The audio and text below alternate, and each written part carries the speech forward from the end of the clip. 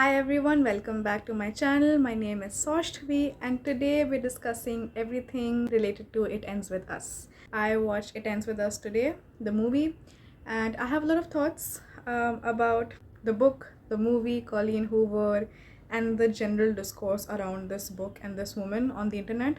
So yeah, just wanna really yap about it. I have a lot to say, a lot on my mind.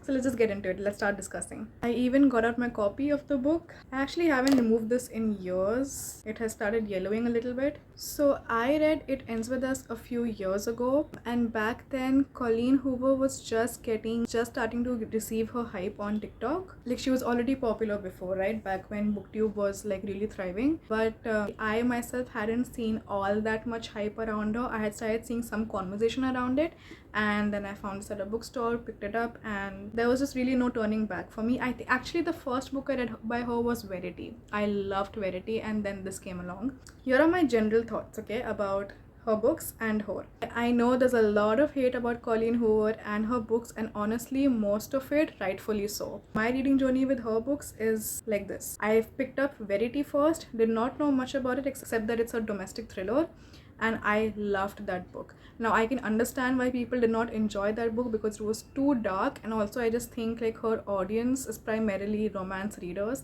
so it was too much for them. But if you're someone who loves thriller and dark mysteries, you would love that book, which I did. So I really have no complaints against Verity. Yes, it has a lot of dark themes, but that's the point of it. It's supposed to be like that. After which I picked up It Ends With Us, and back when I read it again a few years ago, it was a 5-star read for me.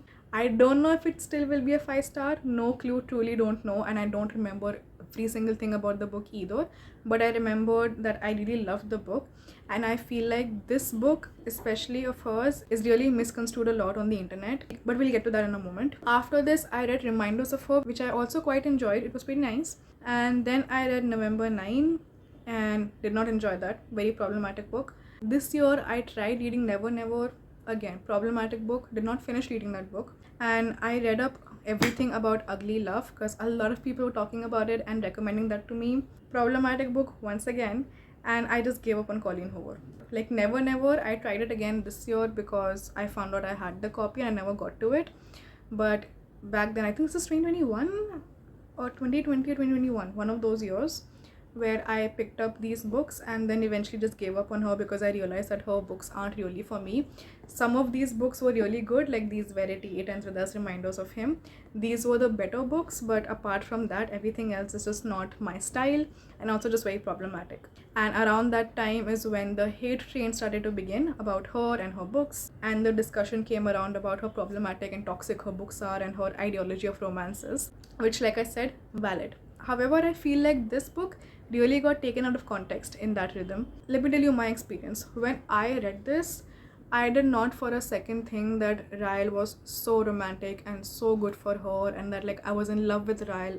Never felt like that. I was really revolted by him and by his behavior, and I feel like this book really did justice to a lot of abuse victims' experience. And especially like this book was about the entire question everyone poses to a victim about like, why did you stay? Why didn't you just leave him if you knew this was happening? And it's not always that straightforward. It's not as black and white as that, and this book did a very good job at portraying that. So I feel like this book was honestly really good, and it did a really good job at portraying the fact that people who abuse aren't inherently bad people. They're not outlandishly bad people. Like they can be good people, they can come across as good people, they can be good people to you, and they can still hurt you, and that's the point. 90% of the time your abuser will be someone who is a good person or is good to you but isn't actually being good to you. That's the whole point of the book. And I feel like that went right over everyone's head because I'm gonna be honest, most people hating on this book haven't actually given it a proper chance and read it properly. This is something I've talked about before. One of the bad sides of BookTok is that everyone just loves to love and loves to hate. There is never any middle ground anymore. If there's even a slight momentum for a book to love that book, people will love it like crazy, and if there's slight momentum for hate for a book, people will hate it like crazy. And a lot of times it just becomes really a mindless circus that it turns into. Like people need to start taking a step back to see, oh my god, do I actually hate it? Is it actually that bad? If it is, fine, but can we take a step back and think about it? This is one of those books for me. Like, truly, if you read it, it's not a bad book. It's a great book. I still stand by that. Yes, there are certain things about this that have put me off in the last few years. Like, of course, the Ellen letters, kind of stupid, and then of course everything that happened with the downfall of Ellen. Stand by that. So recently I've heard people talking about how the age gap between Lily and Atlas was not nice in the flashback scenes, because I think he's a lot older and their relationship is slightly borderline illegalish, I guess. Again, I don't remember that. I don't remember what the ages were in the book back when I read it, so I didn't really focus on that when I read the books. But if it is true, then yeah, that's problematic.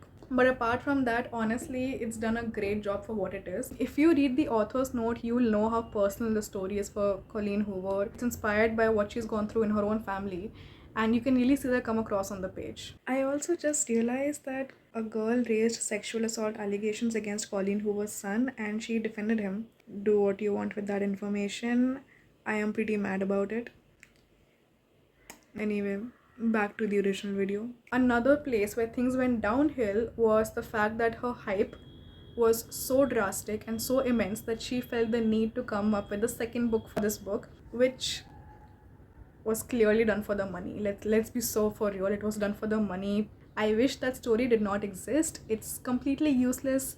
The characters are all different from what the original story was, and honestly the story is complete in itself. It did not need a sequel. That was completely a cash grab and I hate it. But what I noticed was, in that turnaround, somehow Ryle and domestic abuse was being romanticized, but I don't think Colleen was romanticizing it. I've talked about this a little bit in other videos, but BookTok has this narrative where like they really love their morally grey men, and I get it, I do too, but to an extent, like, guys, come on. And especially we have a lot of younger viewers on TikTok now. 10-year-olds, 12-year-olds are, fortunately or unfortunately, running the narrative these days. For not just for BookTok, but in general, they're the ones holding most of the narrative on the internet, unfortunately. A lot of younger fans are very impressionable about this loving the morally grey character narrative, and they take it too far. And then that sort of starts riding the entire narrative for the rest of the community, and it's a vicious circle we get caught into. Like, when you read the book, you will see that it's not being romanticized at all. Ryle is not romanticized, domestic abuse is not romanticized, but the fandom has romanticized it. I've come across reels where people are like, oh my god, Lily was actually the real red flag. Like, excuse me, did you read the book? I'm sorry, she's a victim of abuse. I just have a few things to say. I've been seeing a lot of people talk online about how Lily is the actual red flag because she cheated on Ryle, and that's why Ryle hit her. And I just want to say, okay, first of all, so much to unpack here. She did not cheat on him at any point. She had his number, she spoke to him a couple times. Even in the book, as far as I remember, she did not cheat on him at all. And second, even if she did cheat on him, it does not warrant him to physically abuse her. And that's the point of the book. No matter what the victim does, it does not warrant you to raise your hand on her and try to abuse her and try to sexually assault her. There are people out there who are saying that if she had not had Atlas's number and not tried to have a connection with Atlas and just moved on from Atlas, then Ryle and Lily could have had a happy ending. And I'm sorry to burst your bubble, but they would not have, okay? From the very first scene with the way he kicks the chair, it's clear that he has anger issues. In the movie find out about him, we clearly see he's struggling with his past and that he has a tendency to use anger physically. If it wouldn't have been Atlas, there would have been something else. Something or the other would have always been the case to trigger him and retaliate in such a way. Abuse is never warranted, it is never justified. If it's a person's nature or tendency to do a certain kind of action or employ a certain kind of behavior, they're gonna do that. And they're gonna find reasons to do that. And they're gonna find ways to manipulate you and blame you to make it seem like it's your fault or that they were right all along. That's the whole point. If you feel like there was a possibility for them to have a happy ending, but they didn't because Lily was the one who was wrong or Lily was the red flag, you need to drop your phone and go touch some grass. Seriously. We as a community can be so much better. It really baffles me how the narrative around this book has changed and really saddens me, honestly. Like, in the past, I've seen so many women talk about how this book was really helpful for them. And it's just so sad to see a book like that be turned into what it is right now. That's what I have felt so far for the It Ends With Us book and for Colleen Hoover and for her other books. That's where I have been at. Most of the dialogue around her books and her very valid.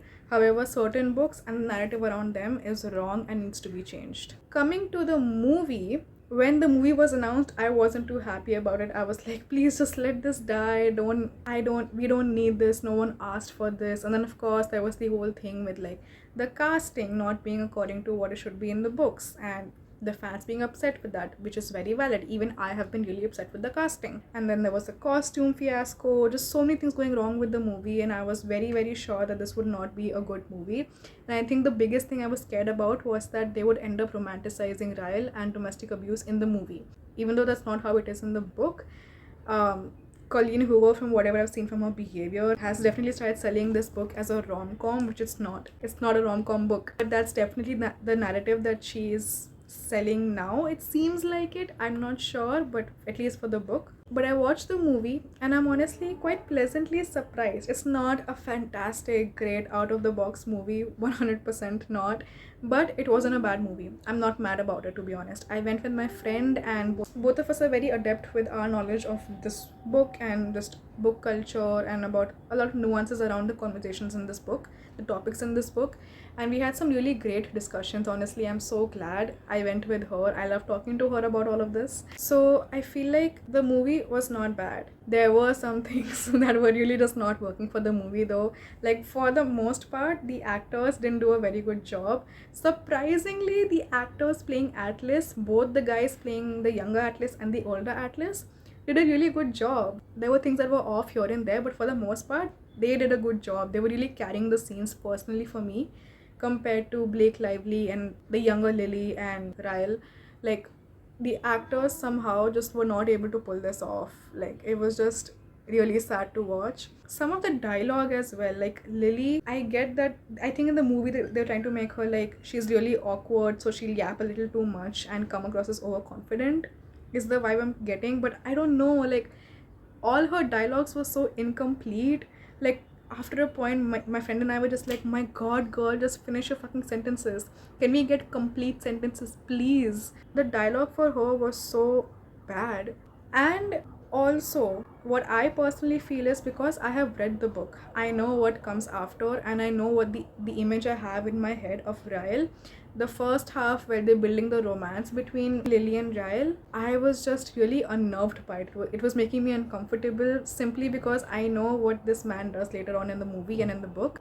So I was not able to digest it as like good romance. I think that's also what their motive was in the movie, because even though he was being romantic, there was still this slight undertone of I'm manipulating you in there. I was saying, like, I wasn't really able to love their relationship. Like in the book, for the most part, it convinces you that you love their relationship, and then that thing happens and you're just like, oh my god, what just happened? Because it's one of those cases where you really love the person, you fall in love with them, they're a great person, and then they turn around and do this, and then in your head you're just like, okay, but our love is so real though, right? Like I really do love him and he clearly does love me. Look at our past, look at our history. So this is just a one-off thing, and like that keeps going on, and that's how it snowballs. That's the thing that we see happening in the book. I couldn't feel that in the movie. I think this was a great movie for domestic violence and, like, you know, being able to say no to your abuser and cut them off.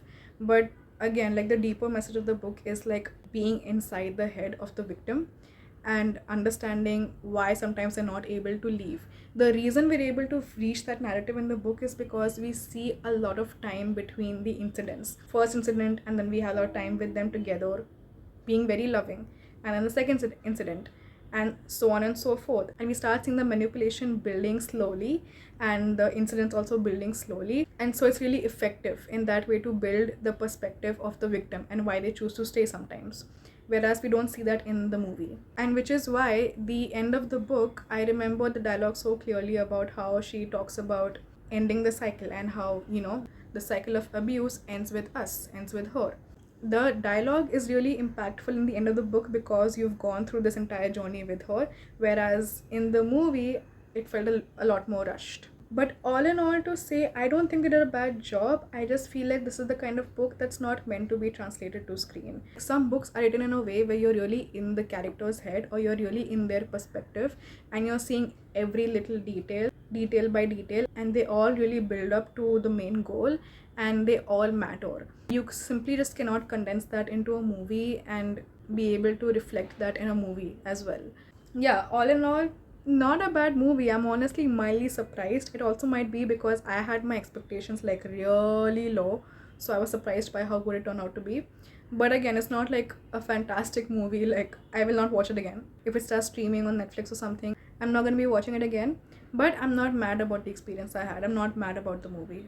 Another thing though that's heavy on my mind about the movie is everything that's happening outside of the movie in terms of promotion. My friend and I, the one I went with, we started realizing that on her feed, she's been getting all the videos of Blake and Colleen promoting the movie, and they've been promoting the movie as a rom-com. Whereas on my feed on Instagram, that is, I have been getting all the videos of Justin Baldoni, and he's promoting the movie as a movie that brings light to domestic abuse. And it's wild how our algorithms are working right now. I don't know why that's happening, but also we started realizing that there's something going on with the promotion of the movie where they've completely sidelined him and isolated him from the main promotions, or from at least promoting the movie with them, because these two are promoting the movie as a rom-com, which is, it's not a rom-com, and Justin obviously is promoting this as what it should be. And you can clearly see in his interviews how much he cares about the topic of the book, the subject of the book, and it's a passion project for him. So what I'm really disappointed by is the fact that Blake and Colleen are doing this. Like, I really felt like when you read the book, you can tell the time that she wrote this in. It wasn't a time when she was like on a super hyped up public platform. So she didn't write this book with the intention of making it a rom-com or making it mainstream. It was a story she needed to tell. But now it feels like she's doing it, I don't know, feels like she's doing it as, I don't know, whatever the public will eat up. Because why are you promoting this as a rom-com when you didn't write it like that, when that's not what the story is? It just feels cheap, honestly, and it's disappointing. And then Blake as well, I'm really disappointed because we all love her. We all watched Gossip Girl growing up, and she's such a strong woman. She's had a very strong feminine image all these years in the public, and to turn around and market this movie as a simple rom-com and talk about frivolous things like Lily's outfits and her hair and the costumes and blah blah blah, when the movie is so much deeper than that and so much bigger than that, also feels very disheartening. So I'm just really bummed about the marketing. I just feel like especially for Colleen, this could have been her second chance to redeem and reclaim what the story is actually about and what this book is actually about. But instead, she's just feeding into the fire of what people have made this book out to be. I don't know, I feel like the debacle around this book and this movie is just really infuriating for me sometimes. It gets a little too much, and then I have too many thoughts and I feel the need to talk about it. So here I am talking about it. So that's really all I have to say. I guess what my end message is that if you don't want to read Colleen Hoover because of what you've heard on the internet, that's completely fine and completely valid. If you do want to give her a try, I would say try only the 3 books I mentioned at the beginning. This, Verity and Reminders of Him. Everything else is not worth it. And if you want to watch the movie, it's okay, go watch the movie. It's not a bad movie, and you don't have to hate for the sake of hate. But that's just what I think.